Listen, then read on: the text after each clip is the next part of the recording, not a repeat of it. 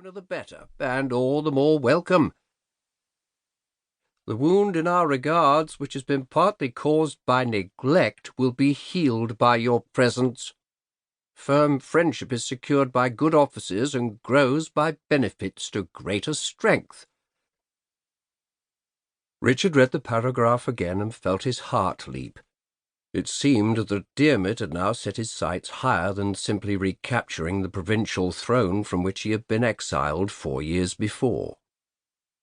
He now wished to be High King of all Ireland, and that meant that he would still require Richard's help. The Earl turned his eyes heavenwards and thanked the Saviour for finally answering his prayers. There had been many occasions since Henry Fitz-Empress's ascension that he had appealed to God for help.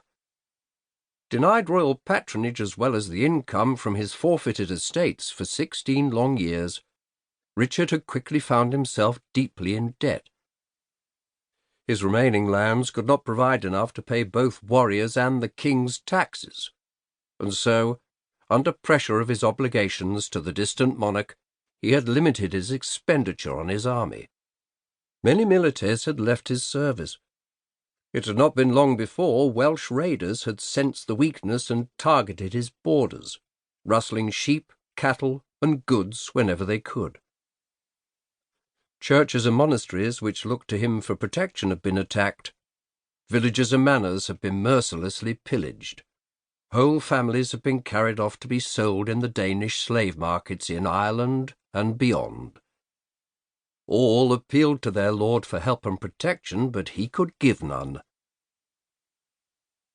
He wished his mother could be at his side to see him during his moment of triumph.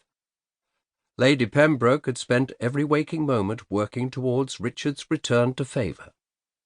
She had forced her son to entertain many influential courtiers, those with the ear of King Henry, at great expense at feasts in Strigul where only the best foods were served and the best garments and entertainment permitted. But nothing, not the expensive presents, the grand gestures, offers of friendship, bribery, coercion, or extortion, had worked to raise Richard declaring King Henry's affections. His mother had died the unhappy parent of a poor and pitiable man. Then, one day, Diarmid Morcommercher had come into his life, and suddenly Richard felt he had stumbled upon a path to lead him back from ignominy.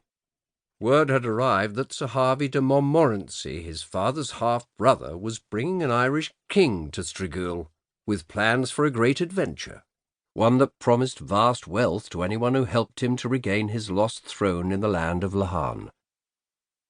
He believed that even his late mother would have been proud of his efforts to organize all pomp and ceremony for the arrival of his royal visitor. No extravagance had been considered too much, and he had borrowed a vast sum of silver from a Jew, Aaron of Lincoln, so that Strigul Castle could be adorned in splendour. New crimson and gold banners showing the arms of his noble family flowed from the walls of the great hall, and everywhere were reminders of their ancient power and prestige. 2 days of feasting had been planned, and even the great Bishop of Worcester had promised to cross the Severn and attend the conference. Richard had brought in musicians from London to entertain the numerous influential nobles that he had invited at short notice. He wanted everyone who mattered to see the moment of his glory. He wanted to show them all that even kings attended the court of Richard de Clare. He wanted to see their jealousy with his own eyes. Everything had seemed to be taking a turn for the good. Then Diarmid and Sir Harvey had arrived in his hall. Both men could have been mistaken for beggars, such was the dreadful condition of their clothes. They had few warriors of note, no servants, and even the bearded harpers in the king's entourage addressed him as an equal. Richard had balked in embarrassment and confusion at the sight of the pair, angry that his dream had been destroyed as quickly as it had formed in his imagination. Neither Sir Harvey nor King Diarmid looked like they could afford a sword, never mind help Richard to raise an army.